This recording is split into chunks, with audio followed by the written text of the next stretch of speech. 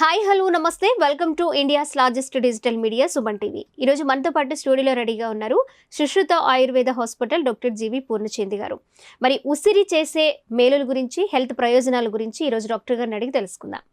నమస్తే డాక్టర్ గారు. నమస్తే అమ్మా. ఉసిరికాయ, పెద్ద ఉసిరికాయ, చిన్న ఉసిరికాయ అయినా పెద్ద ఉసిరికాయ అయినా వాటి వల్ల పొందే ఉపయోగాలు ఏంటో మీరే చెప్పాలి డాక్టర్ గారు.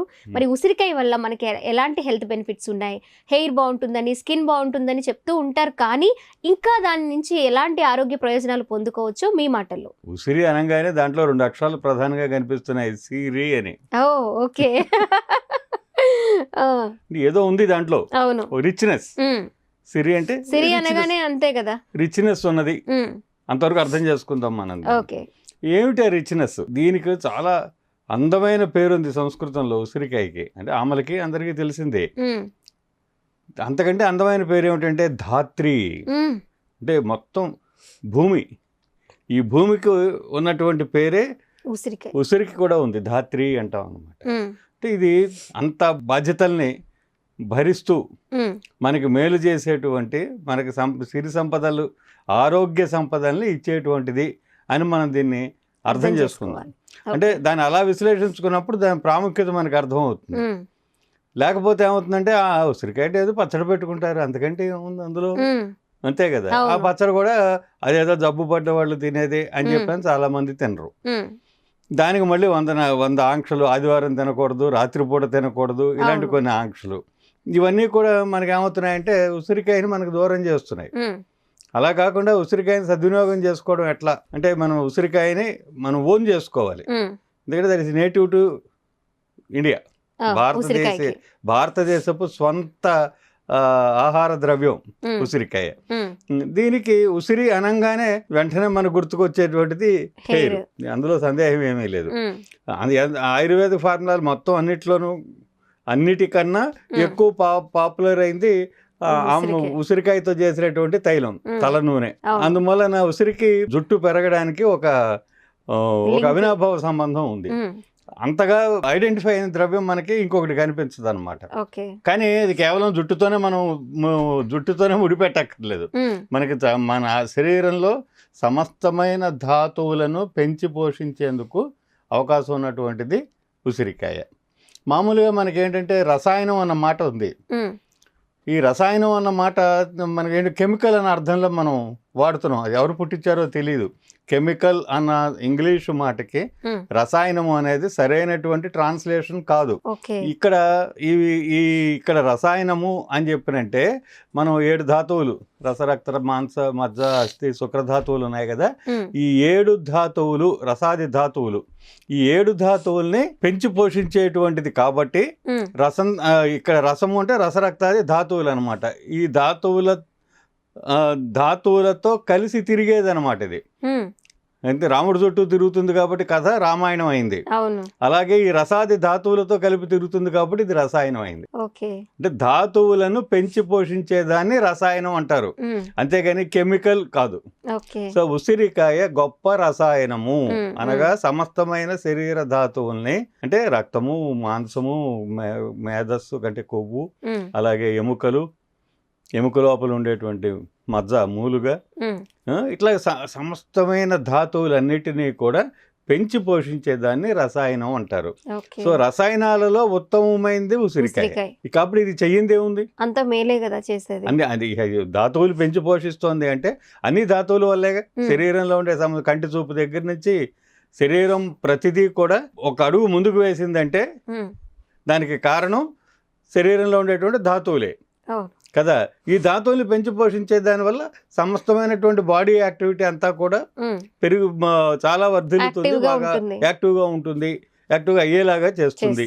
అంటే ఉసిరికాయ ఇది వీళ్ళు తినకూడదు అని సమస్య లేదు, ఇంకా అందరూ తినొచ్చు అంటారా డాక్టర్ గారు? అసలు ఉసిరికాయ తినకూడని మనుషులంటూ ఈ భూమి మీద ఉండరు.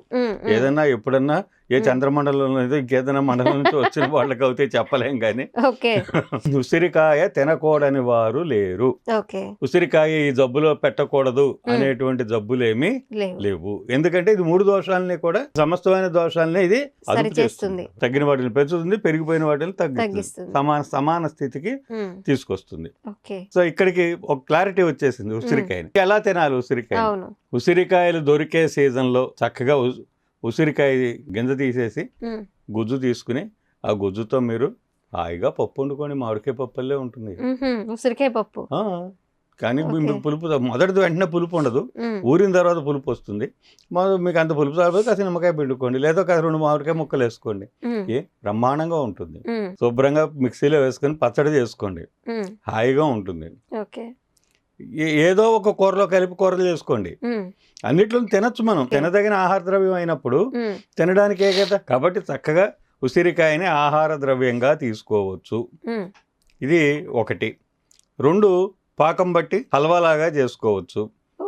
ఇప్పుడు చవనప్రాస లేహంలో ప్రధానమైన ఇంగ్రీడియంట్ ఉసిరికాయే.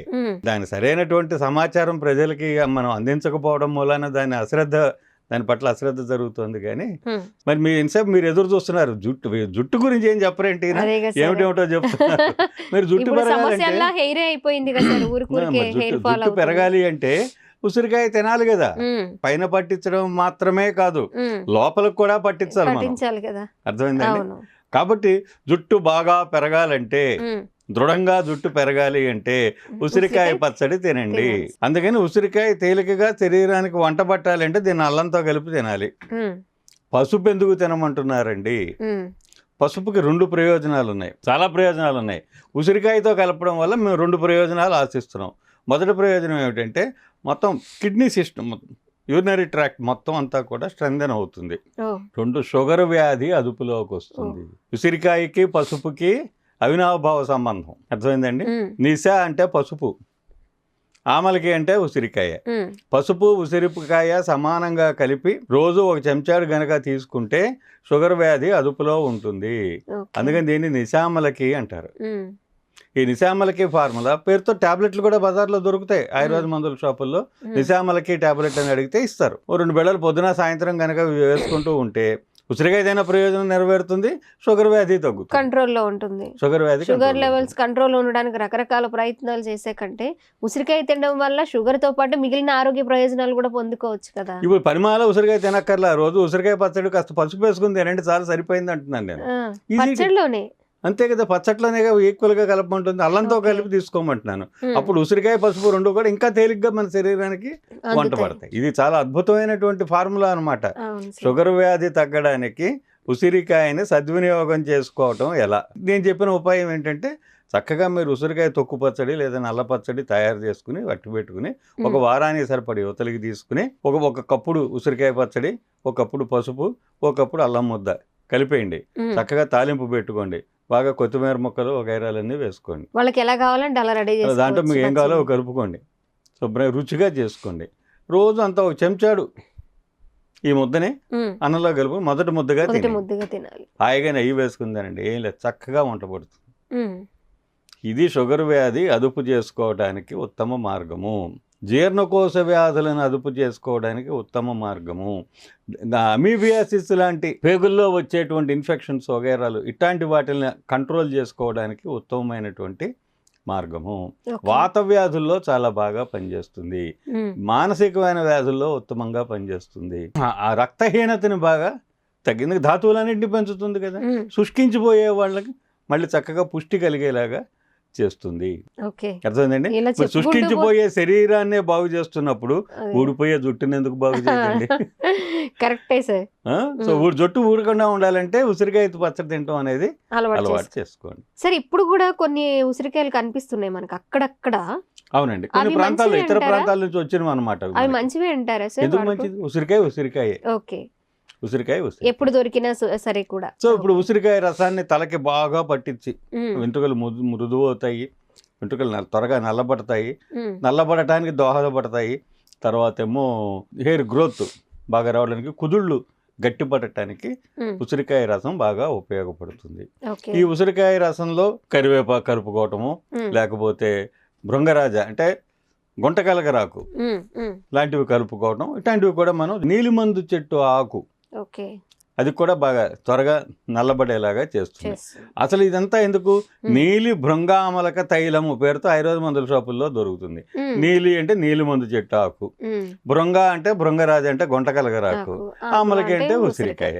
నీలి భృంగ ఆమలక తైలం పేరుతో ఆయుర్వేద మందుల షాపుల్లో దొరుకుతుంది. ఎవరిని అడగక్కర్లేదు, ప్రిస్క్రిప్షన్ అక్కర్లేదు.